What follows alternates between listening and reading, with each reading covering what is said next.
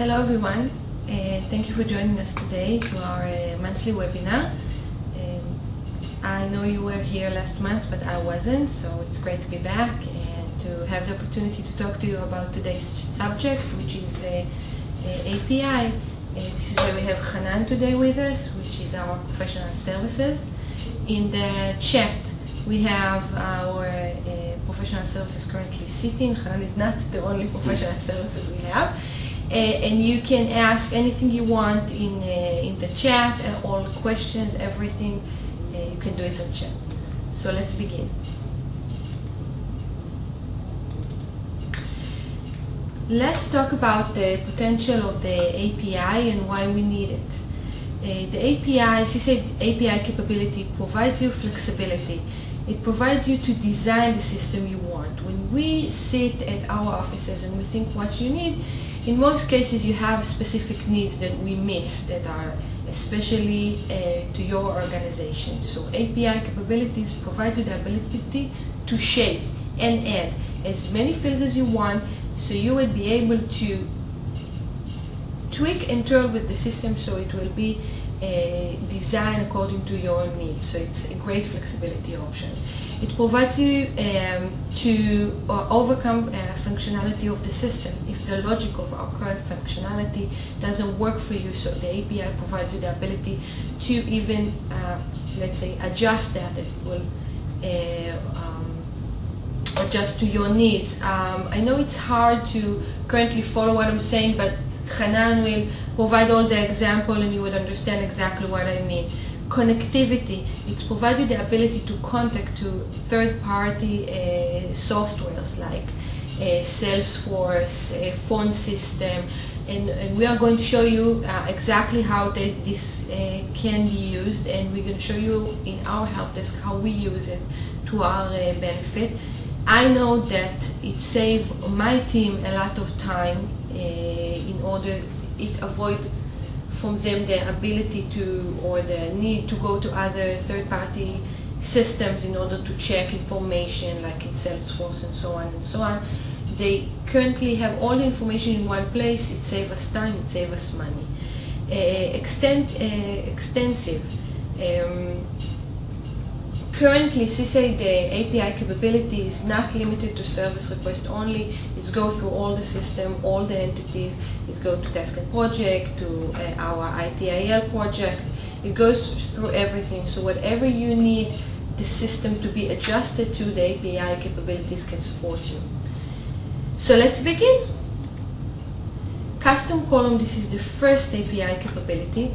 Custom column enable you to add as many fields as you want. As I already explained, in some cases you need to collect more information than the field we have designed in the system. So the API, the custom column of the API provides you the ability to add new fields. It's available in all entities, as I said, not just service request.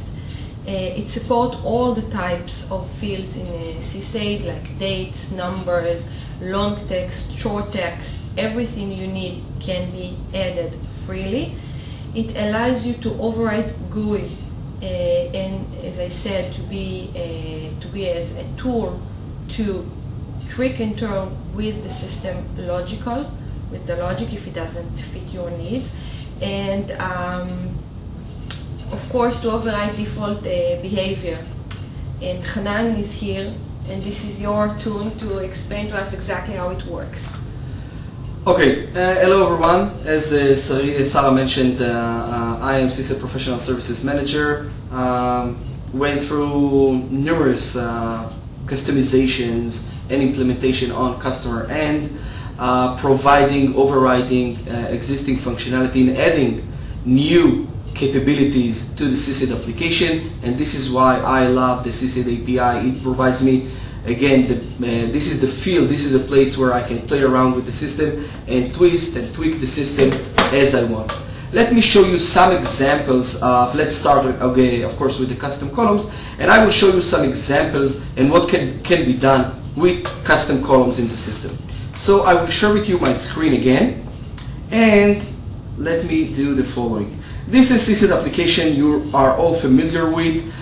In order to go to the custom columns, you need to go from the main menu to customize, then to entities, and as Sarit mentioned, custom columns works on all main entities in the system, starting from asset, which is a computer, in the asset management module, through service request, through task and project in the task and project module, CI, which is a configuration item in the CMDB module, and user and company in the user management module.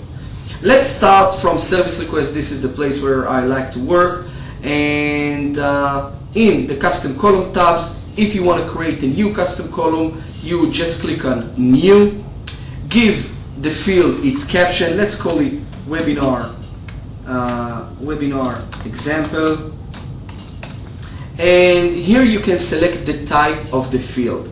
Okay, whether it will be a text field, whether it will be an integer, which is a whole number, a float, which is a rounding, you can have numbers just after the dot, text area, which is a long text field, a date, or a list where you can select value from a predefined values in the system.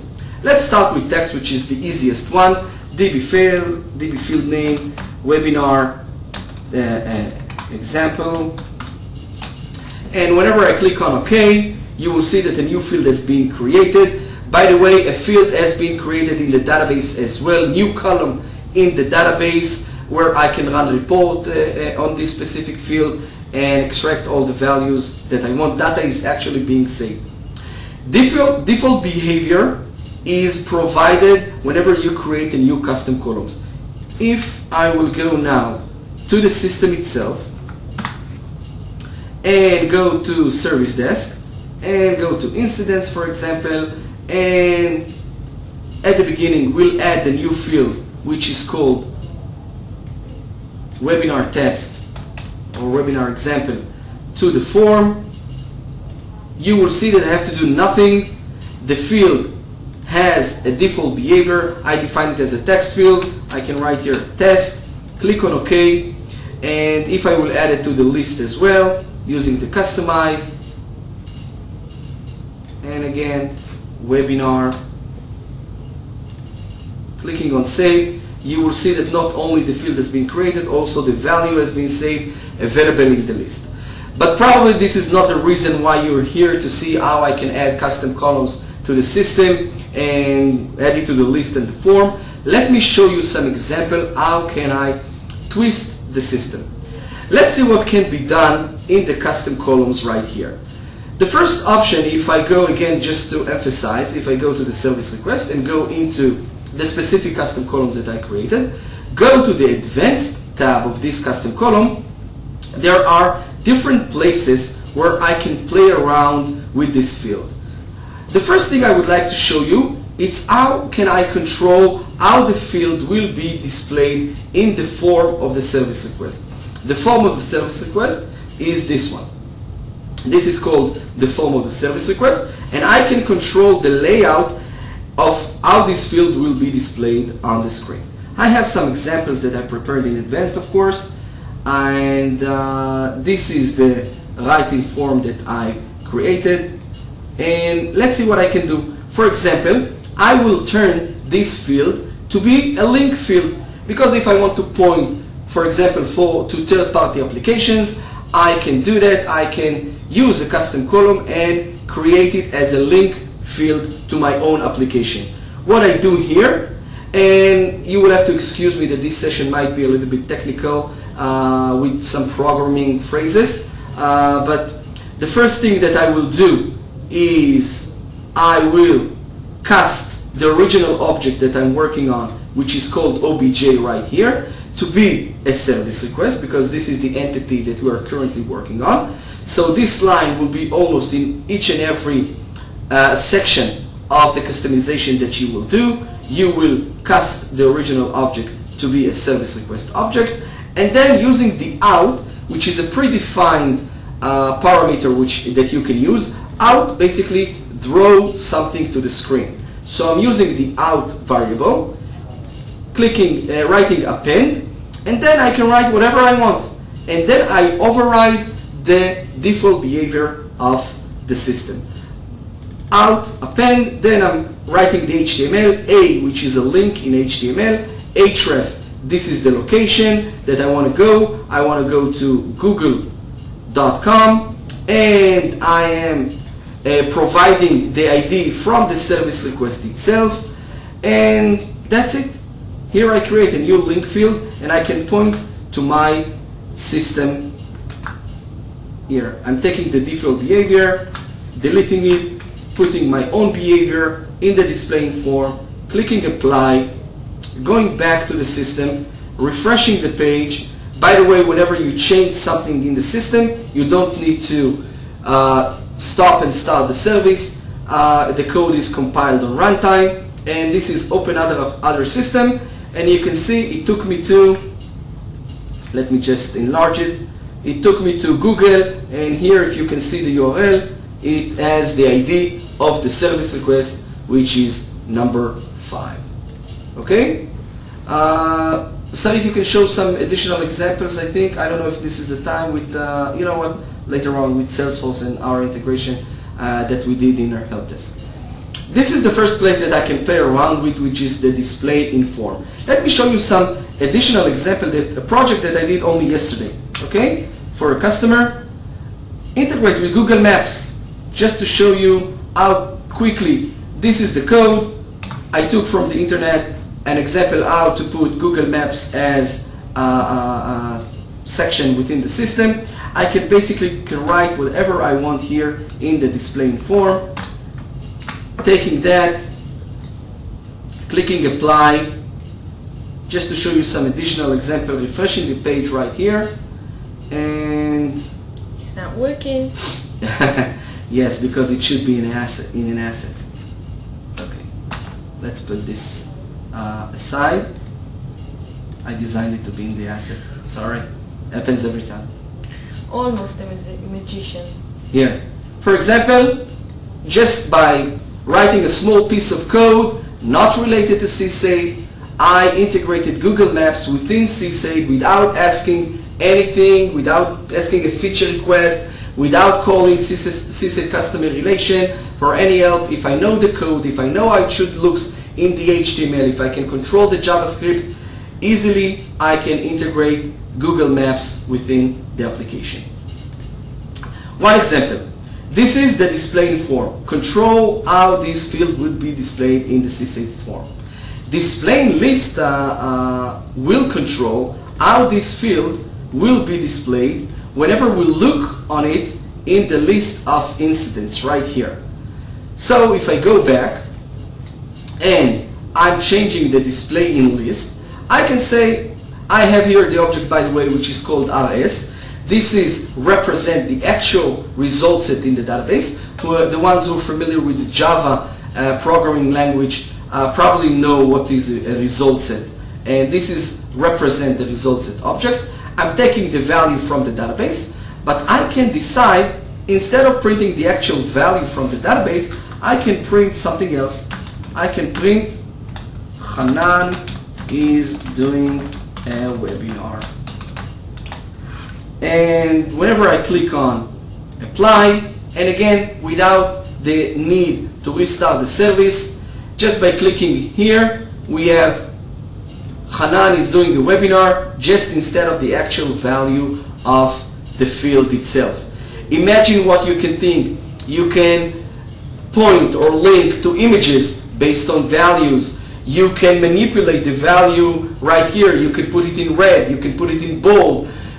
You can do whatever you want on this specific field whenever is displayed on the list. Additional things that I want to show you in custom columns, you have the ability to control how this field will be displayed in the form of the mobile, display in mobile form. You can also control the business logic, the server-side logic. It's called server-side validation. Whenever this field is saved to the database, you can do manipulation. You can multiply it by a constant value. You can go to other applications, check whether you need to do something. A lot of things can be done just prior saving this value to the database.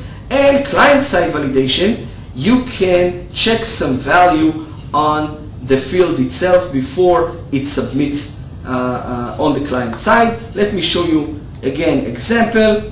Validation in form, taking this code, I am copying it into the client-side validation section, clicking on apply. I made the validation visible or for a field called custom int 2, sr custom int 2, and I wrote a validation that says if the value in custom int 2 is not 389, then do not submit the form. So if the value is 389, clicking on apply, it will tell me, let me just I can't enlarge it, sorry. It says 389 is not a valid value, please put here a new value, and you see the form hasn't been submitted. Nothing happened to the form, only if I click value other than 389, clicking on apply, the form is saved. So again, client-side validation helps you to, or can prevent from the form to be submitted unless you have some validation that you want to do on the client side. Okay. By the way, all of these code examples will be available to you. I will send it as a part of the by the end of this session as well. Custom columns. Hanan, I'm impressed. I didn't know you can do those things. You know, you probably know. You're a magician. Now everybody knows you're a magician. Well, a lot of things can be done. We did at the end of the this webinar, I prepared a specific slide about some special projects that we did. And again, basically, you can create your own field inside the system, not related whatsoever to SysAid. Run your own logic, validate, save it, change the values, control the layout. Basically do whatever you want. And this is just the beginning. What we are going to do through today's session is show you that whatever you can dream or you wish SysAid could do, SysAid can do. And this is just the first capability of the API. The second capability of the API, let me help you. Thank you. And the second capability of the API is the triggers. The triggers provides you the ability to, Hanan, you said you are going to help, not interrupt. The capability of triggers provides you the ability to depend or connect different things within the form. Meaning if you would like something to happen, if you feel something and then something as a reaction will be done after it, you can do it by triggers. And Hanan just, when he made the presentation, provides you a little bit of information on how this can be done.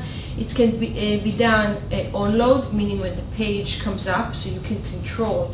Why is keep coming back to custom column? Well, maybe you want us to speak a little bit more about custom columns. Forgot something? No, I don't think so. Sending us a message. When the form is on load, meaning that it just opens up, you can already control it and decide what will show on the screen when it's on load.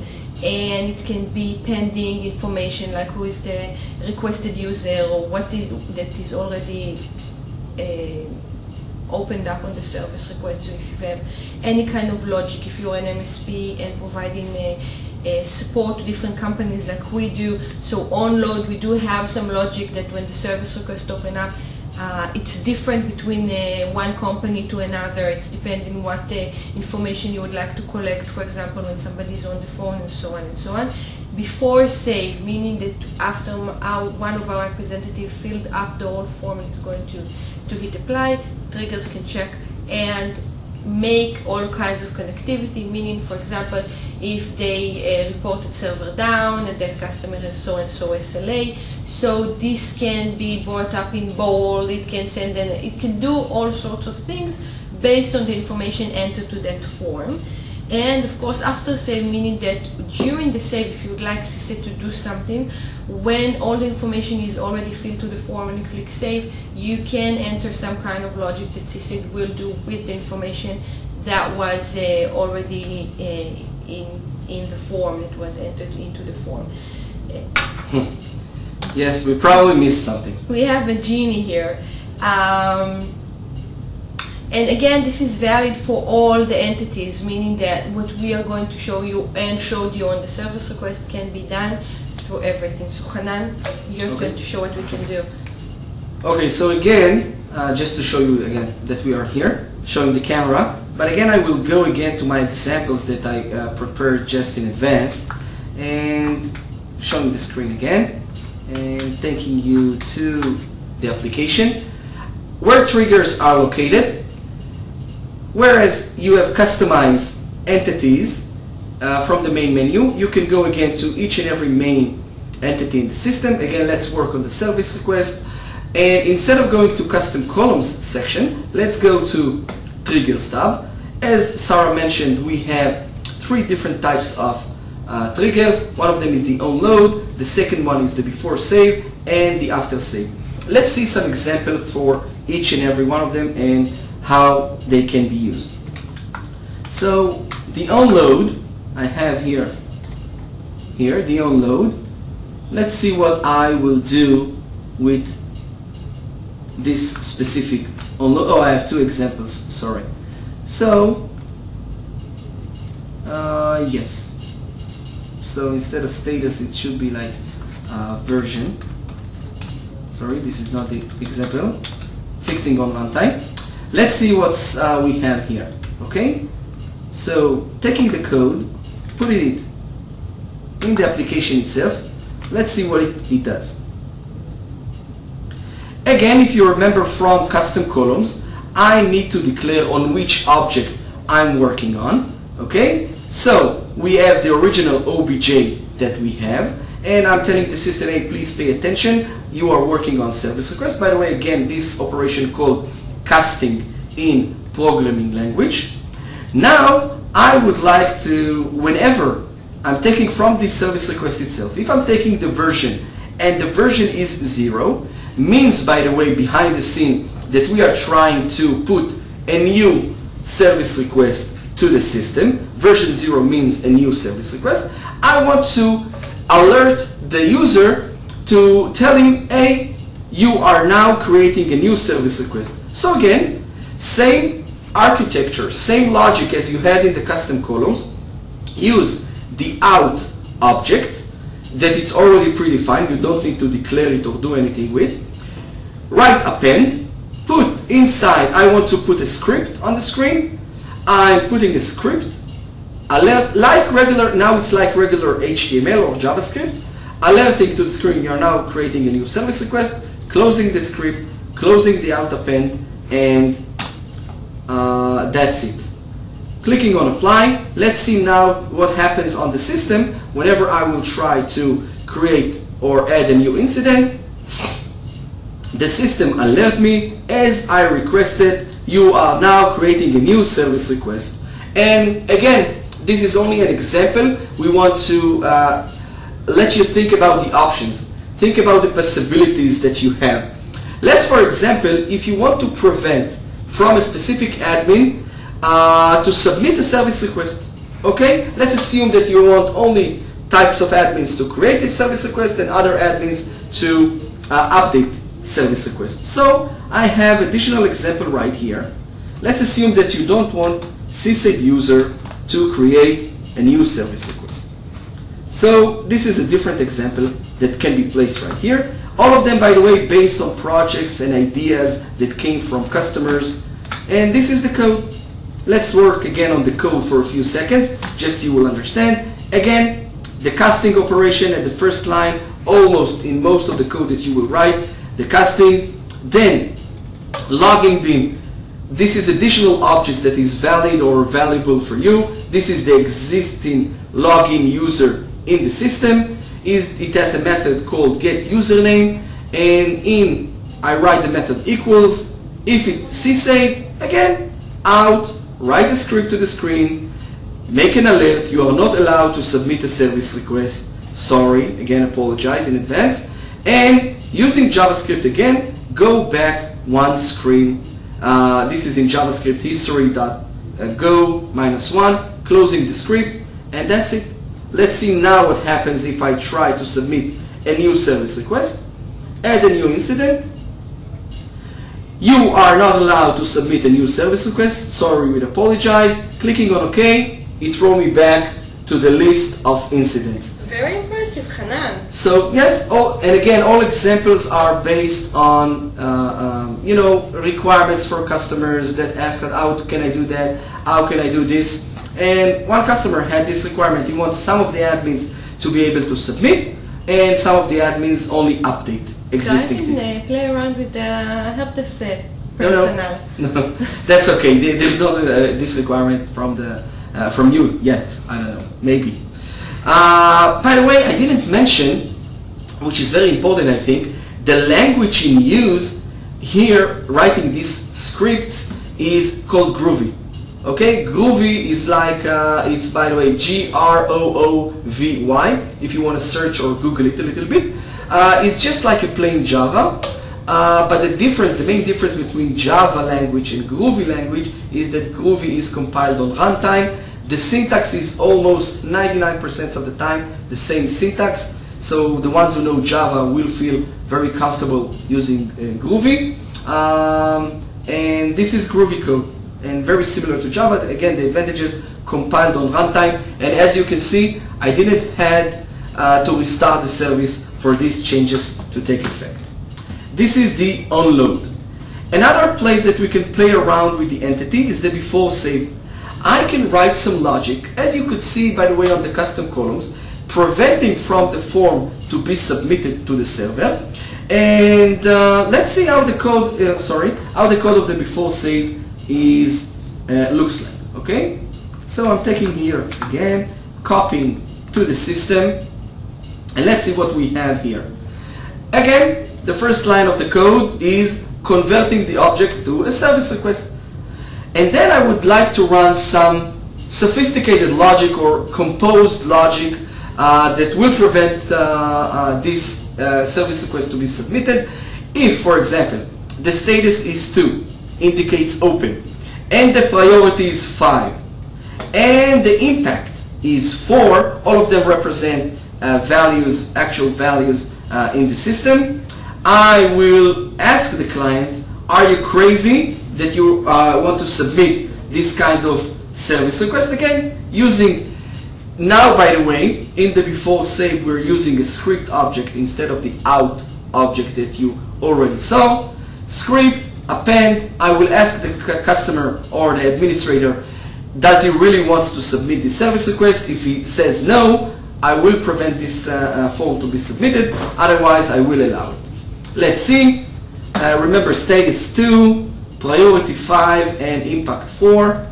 So let's go into an existing ticket. Let's put status 2 is open, priority 5 is low, and impact 4 is low, priority low. And if I will click on apply, nothing happens. Good, Hanan. But I don't think you saved it. I didn't? No.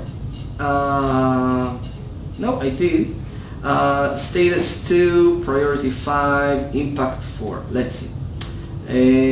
Let's just make sure these are the actual values. The actual values can be viewed, for example, here. So, priority 5 is low, impact 4 is low, and status 2 is open. Let's try again.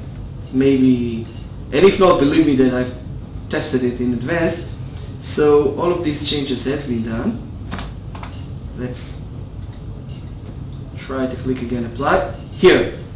So we just need to refresh the page, and it asks me, based on the values, are you crazy? By the way, if I'm saying, oh no, I'm not crazy, nothing will happen and the form will not be submitted.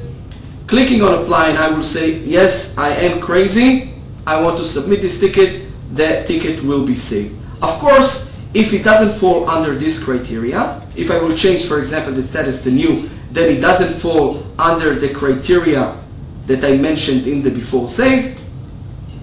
And right here, webinar example, advanced, and sorry, oops, relax, screen. Okay, entities, service request, triggers.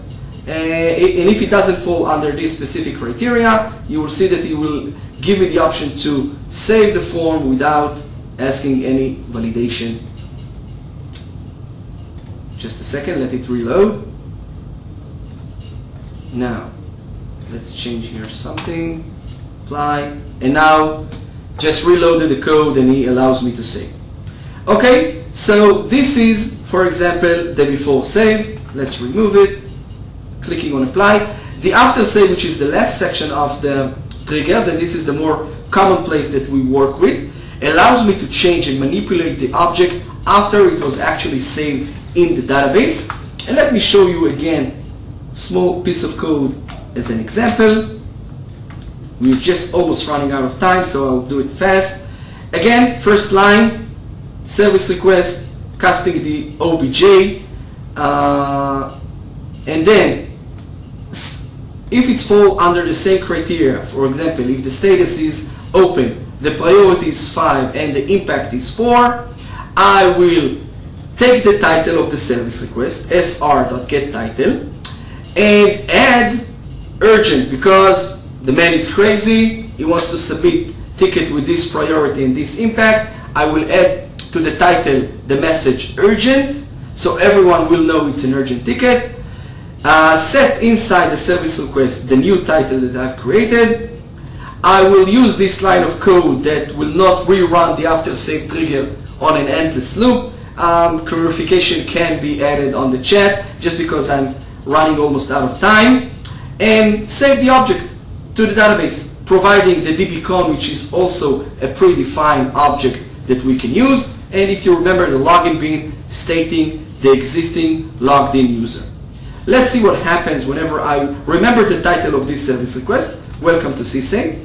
Now, if I will change the ticket to fall under this criteria, open, impact low, priority low, clicking on OK, you will see that if I will go, see that the title has been changed and was added the word urgent.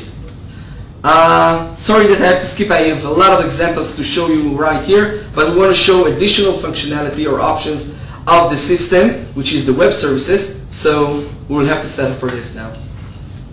I can speak about it like days. I know. I think everybody knows that already. Can you take us back to the presentation? Yes. Presentation here. So if we would just want to talk about the third options of API is using web services. Web services provides you the ability to communicate to a third-party application.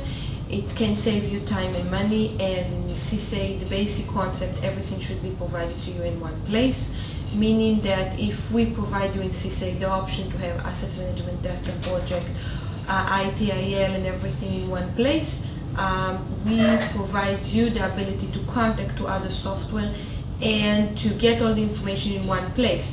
I can show you that as the head of SysAid, the customer relation department, we use it in many options. Let me help you with that also. Here.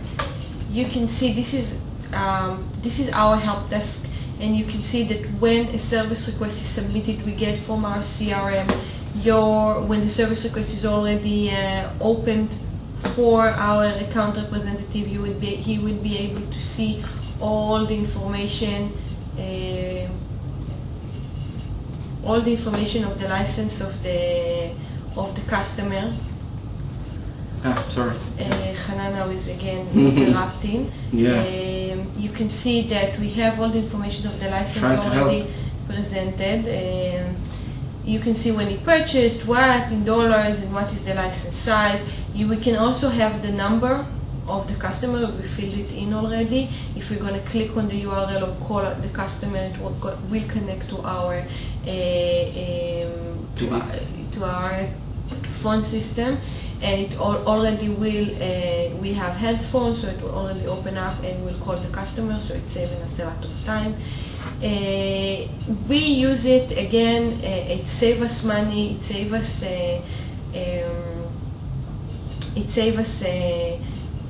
again time. You can see that here I made an example with somebody local here in our organization, and we open up a company for him. You can see that we have links even to different service requests, meaning that if there is information that we would like to link to the service request, like follow-up service request, or if we have other issues and so on and so on, you can see that we have made certain links that can make the account manager life a little bit easier. You can even click on company tickets and get a list of all the service requests that were opened in the bogus company test that we have implemented. Again, it can save time, if the account manager can go through all the open issues of the customer and make sure that he's currently addressing all the open issues. Those are just the example. So Hanan, I guess you have other things you would like to show us? Yes, regarding the SysAid API and the ability to connect third-party application, we're just almost out of time, so I will try to do it fast, and of course clarification can be granted later on, also in the chat, by the way, and as a service request to your account manager. So using the web services, going from the main menu to customize, then go to SysAid API. You have here a link to a WSDL file. This WSDL file is the web service definition of this specific web services definition of SysAid, with the ability, with all the methods and functions and objects that are available for you to use. Let me show you something on my environment, because I need development environment in order to do something like that. I hope that we have 5 minutes, Sarah, just before you summarize. So I'm logging into my environment, and here going again to customize. I'll just show you how to create the objects out of the WSDL file. So this is my environment, okay? HTTP PM004. By the way, if I click on it, you will see the actual WSDL file with the definition of all objects and all methods that are exposed. And I will take this URL and show you how it can be used. So copying, going to my IDE, I'm using IntelliJ, by the way, and I will create, let me just again, that's not good. Let me go to File, New Project. I told you I can't see for far. Clicking on Next, a new object, give it a name, Webinar. Clicking on Next. This is just like regular things that you will do on your IDE, but now I'm selecting it to be a web services client from type JAX WS. Clicking on Finish. And up until now I did nothing that is related to SysAid, but now the only thing that is related to SysAid is the following thing. I need to provide, whenever I'm creating a web service client, I need to provide the URL of the WSDL file right here, and whenever I will click on OK, now, here on the lower section of the screen, I don't think that it's just maybe too small, but it has WS import right here. It imports all the objects from this WSDL file, and by the time it will finish, it will take him a second or two. 1, 2, 3. By the end of the session. No. We have here. You see? Hey, it's my system. You will see all the objects that are exposed in the WSDL, starting from API CI, in the configuration, in the CMDB, going through API computer, going through API project, I think it's software, supplier, task, service request. All the objects are automatically exposed to you, and you can use them. So whenever you did that, you're 95% of consuming web services and objects from the SysAid system, from your external or third-party application. Take the WSDL, generate the objects. I don't have time to show you all the examples that I wanted to show you, but a very important note. If you will go to our online help, clicking on the question mark right here. In our online help, you have specific examples about the SysAid API with all the objects that can be created, how to consume the object, and so on and so forth, with all the explanation that you need to know. Sorry that I don't have enough time to show them all of these, but maybe on a different session we'll do something specifically to working with the WSDL file. But the most important thing, believe me, based on our experiences, take this URL, put it in your IDE, generate the object, then our documentation will guide you and take you through how to work with these objects on your system. For those of you who had the pleasure to speak to Hanan, you know you cannot shut him up. Take me back to the presentation. Yes, one last thing about the presentation itself. If you can find it. Of course I can. Yes, I want one more slide. Yes, sorry, I can't stop speaking. Some examples about special projects that we did, and again, very quickly, we built an entirely billing module within SysAid, per user or per company, based on hours if you placed in the activities, or based on credits. Customers that I did this project for them already familiar with that, summarizing all the costs of service requests, sending notification when credits has been reached, and things like that. We integrated Salesforce, as Sarah showed you, from the Salesforce to SysAid. We integrated with Jira, which is a project tracker, mostly for development environments. We have the ability to override SLA, because the SLA today works only on user or company, but there were companies who asked to build SLA per asset, per CI, or any other entities in the system. We build projects like after hours routing. So for example, if you want to route tickets after operating hours to specific individuals, not based on the regular routing rules, can be done. Auto aging of assets. If the assets is like 2 years old, 3 years old, 4 years old, you will get notification when depreciation has been almost completed on this specific asset. Rollback process in the change management module. Route assets to group or company based on IP, and a lot more. I just selected some the highlights and things that we did. But again, thank you. I'll stop now. Okay, so just to summarize a session today, I'm going to remind you that we do have the survey, and your opinion does matter to us, and it's important for us to know if we do cover the information you would want. If you have ideas on topics you would like us to extend or didn't talk about even, so enter the survey and speak your mind, and we will be happy. This is what it's for you, and we want to make sure that we are answering your needs. We have a special offer for you. We have free one consultation hour with our professional team. You can now list in chat or send us an email. They will be happy to call you, go through any idea, anything you would want through implementation and cost. They will be happy to consult, sit 1 hour with you and see what is your need and how best it can be addressed with SysAid API capabilities.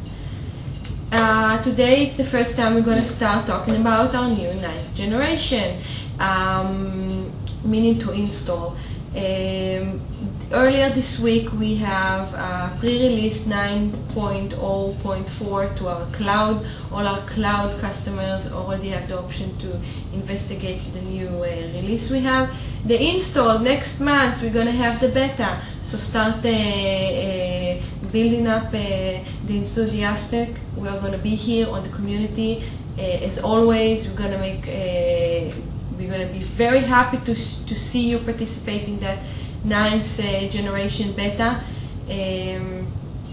Next month we are not going to be here. It's going to be at the PM, and it's going to show the product management team. They're going to show you what 9th generation has to offer for the install. Of course, our cloud customers are already using it. So it was a pleasure being here, and we would see you as customer relation in 2 months. So until then, we look forward to seeing you taking part in our beta.